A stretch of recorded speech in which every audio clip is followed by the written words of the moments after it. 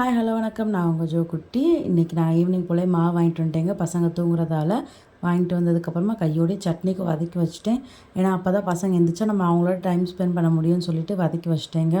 பிறகு தம்பிங்களும் எந்திரிச்சிட்டாங்க. 6 மணி போல் எந்திரிச்சிட்டு அவங்களுக்கும் பால் ஆற்றி கொடுத்துட்டு அப்புறம் வெளியில் ஒரு ஆட்டுக்குட்டி இருந்ததுங்க, விளையாண்டுட்டு இருந்தாங்க. இது ஹவுஸ் ஓனர் ஆட்டுக்குட்டி தான், அவங்க கிடா வெட்டுக்கு வச்சுருக்காங்க. ஸோ பிள்ளைங்க அதை பார்த்துக்கிட்டே விளையாண்டுட்டு இருந்தாங்க. அந்த ஹவுஸ் ஓனர் அண்ணனும் ஒரு வாழைப்பழம் கொடுத்தாங்க பிள்ளைகளுக்கு. அதை உட்காந்து என் குட்டி பையனும் பெரிய பையனும் சாப்பிட்டுட்டு இருந்தாங்க. சாப்பிட்டா அவங்க நாய் வளர்க்குறாங்க. ஸோ ஈவினிங் டைமில் கடை ஓப்பன் பண்ணி வைக்கும்போது அவங்க கூட நின்று விளையாண்டுட்டு இருப்பாங்க. அதுக்குள்ளே நானும் டிஃபன் செஞ்சுட்டேங்க. இன்றைக்கி இட்லி, இந்த மல்லி சட்னியும் கருவேப்பிலை சட்னி, அப்புறம் காலைல வச்ச பருப்பு தாங்க இன்றைக்கி நம்மளோட டின்னரு. ஸோ சூடாக எல்லாமே ரெடி பண்ணிவிட்டேன். ஏன்னா நான் வேஸ்ட் பண்ண மாட்டேன். காலைல வச்ச பருப்பு நைட்டு பிள்ளைகளுக்கு இட்லிக்குமே சேர்த்து கொடுத்துட்டு நாங்களும் சாப்பிட்டுக்கிடுவோங்க. ஸோ முக்கால்வாசி எதுவுமே வேஸ்ட் பண்ணாமல் நாங்கள் செஞ்சுருவோம்.